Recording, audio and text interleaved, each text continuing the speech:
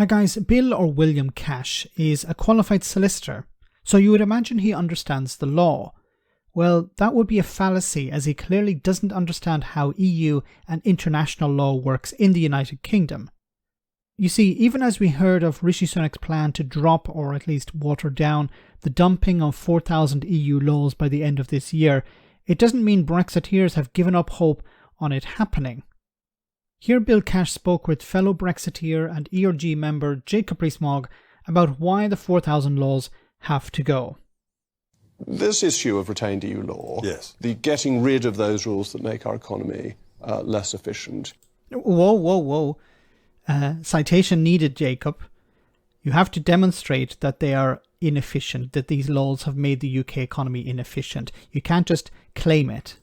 You had a promise from the Prime Minister that he would deal with this. Well, that's certainly quite clearly what I understood the case to be, and I'm just hoping that we stick to it when this Cabinet Committee has done its discussions, which I think is tomorrow, so I hear. So it really is important. I'll just add a slight gloss to what you said, because I think it's very important for people to hear, to understand. Sometimes it's not made sufficiently clearly that these laws that were made over the 50-year period we were in the European Union were made by qualified majority voting of the other countries and behind closed doors without even so much as a transcript. Can you imagine the House of Commons not having Hansard, for example?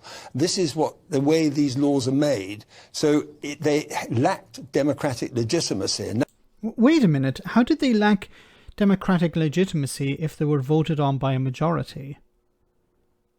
Now, he didn't say whether the UK members of the European Parliament voted on it as well. He says the other countries.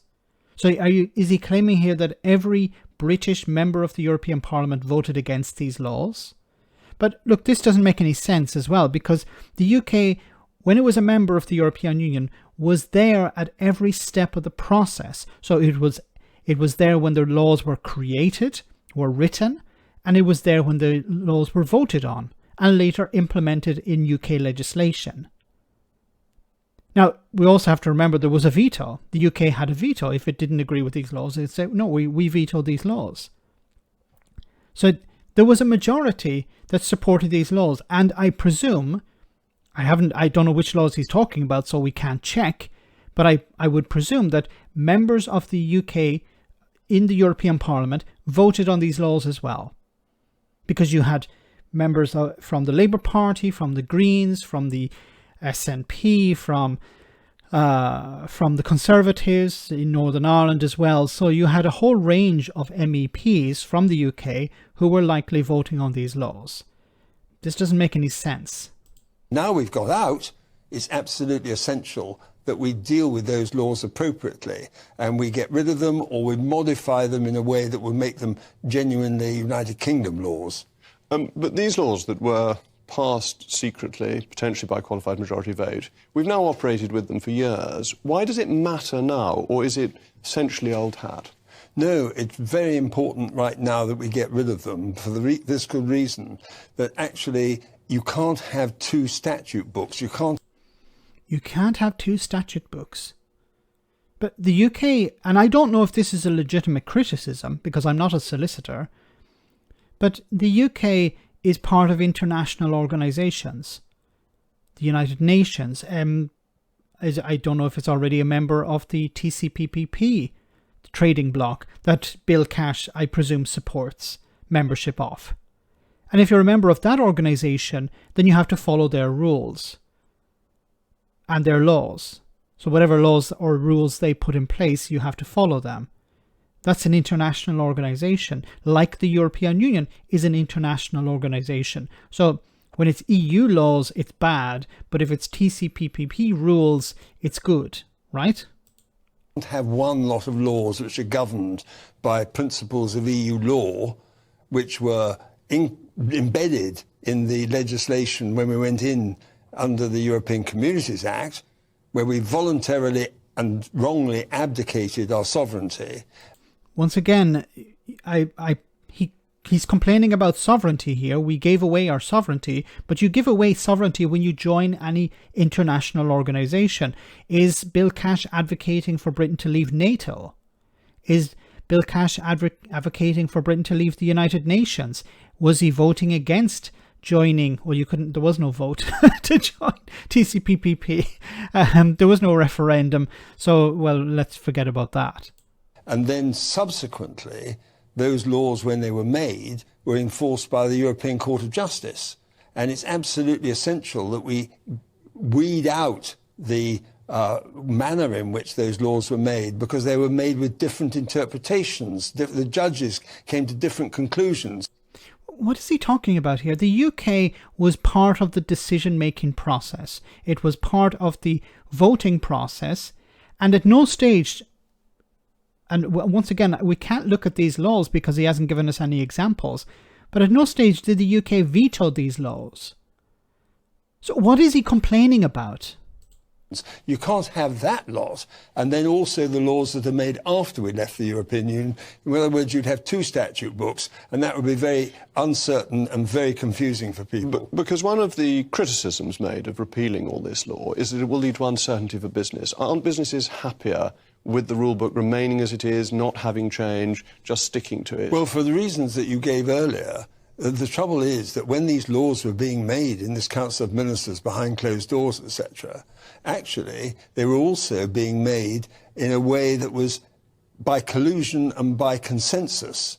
And there never was a level playing field. I mean, I've been on the European Scrutiny Committee, believe it or not, since 1985. 1985, and he still doesn't understand the EU. And that's a long time. I've seen an awful lot of these things. I've been on many, many of these laws and had to give opinions on the legal and political judgment on it. But basically, the reality is that we've now got to get rid of them because they are actually not in British interest. Some we can... And here we get to the crux of the problem. Not in British interests. Now, I would love for Bill Cash to define British interests. Because when it comes to worker protections, well, I don't think strong worker protections are not in British interests for Bill Cash, in Bill Cash's opinion. Environmental protections are not in British interests. So, it's a very interesting term he uses here, British interests. Maybe it's Tory interests or right-wing interests or corrupt organization interests. Can live with. I agree with that. But the majority of them have to go. And there are about 4,000 of them. Look, are these laws going to go? No, they're not. It would be absolute chaos if the UK government just wiped clean these 4,000 laws by the end of the year. There's been pressure from business lobby groups, from organizations, from the EU, from trade unions saying, no, you can't get rid of these things. And I don't think Rishi Sunak is that stupid to get rid of them. What's going to happen instead is the Brexiteers are going to have a victory lap. They're going to claim victory, go do a bit of a victory dance by eliminating some of these laws. And a lot of these laws that will be eliminated will be obsolete anyway. So in order not to impact the economy and impact business, the important ones will remain. The obsolete ones, or the ones that can be gotten rid of anyway, were expected to go anyway. They will be removed, and the Brexiteers, I can guarantee it, in the House of Commons will stand up and say, "See, we delivered. We got rid of we got rid of these laws." They won't say how many, but they'll say, "We got rid of all these laws, lots of them," and this will be their claim to victory. It's pretty pathetic. It was a stupid idea, and hopefully, it's not guaranteed, but hopefully the adults will step in and keep the kids away from the controls. Let me know in the comment section, guys, what you think. As always, your comments are greatly appreciated. Thanks a lot.